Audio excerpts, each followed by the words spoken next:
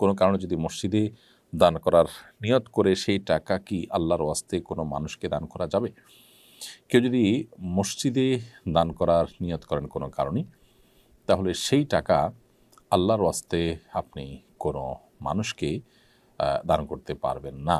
কারণ নাসুল ওয়াকিফে কানাসেসার দাতা যে উদ্দেশ্যে দিয়ে থাকে সেই উদ্দেশ্যে আপনাকে ব্যয় করতে হবে।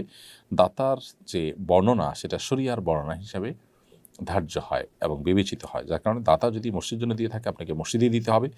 দাতা যদি কোনো সাধারণ গরিব মানুষকে দিয়ে থাকে তাহলে গরিব মানুষের জন্য করতে হবে, আপনি সেটা মসজিদে ব্যয় করতে পারবেন না। হ্যাঁ, এক মসজিদের জন্য দিয়েছে, সেই মসজিদে আর প্রয়োজন নেই, তাহলে আরেক মসজিদে আপনি দিতে পারেন, সেম ক্যাটাগরিতে আপনি দিতে পারবেন। এমনি আরাফাত এর থেকে আপনি রেখেছেন সকল মন্দ কাজের আসক্তি থেকে কিভাবে দূরে থাকা যায়। আল্লাহ সুবহানাহু ওয়া তাআলার কাছে আশ্রয় চাইবেন এবং নিজের জায়গা থেকে নিজের বিরুদ্ধে সংগ্রাম করার চেষ্টা চালাবেন। মানুষ চাইলে পারে না, আসলে এমন কিছু নেই, সেই মানসিকতা দরকার। আপনি মন্দ কাজ থেকে বাঁচার জন্য সিরিয়াসনেস দরকার, সেটা যদি আপনার মধ্যে থাকে তাহলে এটা অসম্ভব নয় এখান থেকে দূরে থাকার। সন্তান নেই, নেককার সন্তান লাভের দোয়া শিখিয়ে দিন। নেককার বা ভালো সন্তান যেন হয় সেজন্য আল্লাহ সুবহানাহু ওয়া তাআলার কাছে বিভিন্ন নবী রাসূলগণ বিভিন্ন দোয়া করেছেন। কোরআনে কারিমে আল্লাহ সেগুলো উল্লেখ করেছেন, আমরা সেগুলোকে অনুকরণ করতে পারি। যেমন ইব্রাহিম আলাইহিস সালাম, জাকারিয়া আলাইহিস সালাম, তারা প্রত্যেকেই আল্লাহ সুবহানাহু ওয়া তাআলার কাছে ভালো এবং ভালো সন্তানের জন্য, নেক সন্তানের জন্য দোয়া করেছেন। সেরকম দোয়াগুলোর মধ্যে থেকে একটা হলো রব্বি হাবলি মিনাস সলিহিন, হে আল্লাহ আমাকে নেক সন্তান দান করুন, রব্বি হাবলি মিনাস সলিহিন। আরেকটি দোয়া হলো রব্বি লা তাজারনি ফারদা ওয়া আনতা খায়রুল ওয়ারিসিন, হে আল্লাহ আপনি আমাকে একা রেখে দিবেন না, আপনি সর্বোত্তম ওয়ারিস এবং উত্তরাধিকারী। সেই সাথে আরেকটি দোয়া আছে রব্বি হাবলি মিন লাদুনকা যুররিয়াতান তাইয়্যিবাহ ইন্নাকা সামিউদ দুআ, রব্বি হাবলি মিন লাদুনকা যুররিয়াতান তাইয়্যিবাহ, আল্লাহ আপনার পক্ষ থেকে আপনি আমাকে পবিত্র সন্তান দান করুন, ইন্নাকা সামিউদ দুআ, নিশ্চয়ই আপনি দোয়া শ্রবণকারী। তো এই দোয়াগুলো আপনি নিবেদন করতে পারেন আপনার সন্তানের জন্য।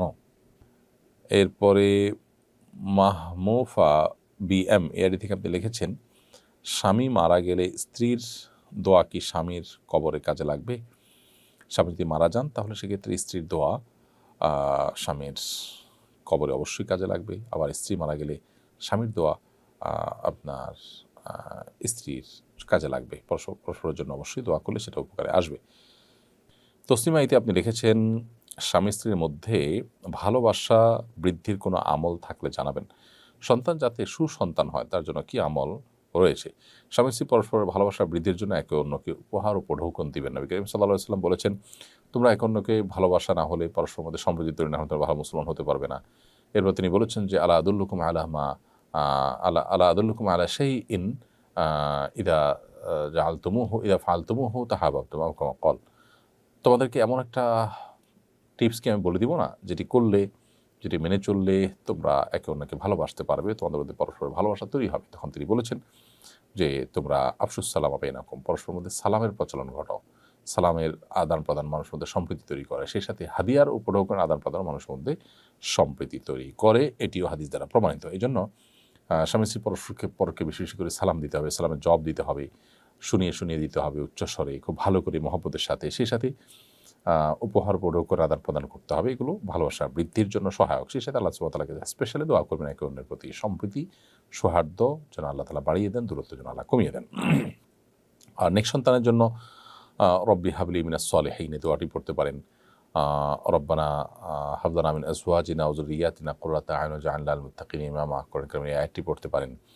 তারপরে রব্বি হাবলি মিন লাদুনকা যুররিয়াতান তাইয়্যিবাহ ইন্নাকা সামিউদ দুআ, আল্লাহ আপনার পক্ষ থেকে আপনি আমাকে পবিত্র সন্তান, ভালো সন্তান দান করুন, আপনি দোয়া শ্রবণকারী, এই আয়াতটি পড়তে পারেন।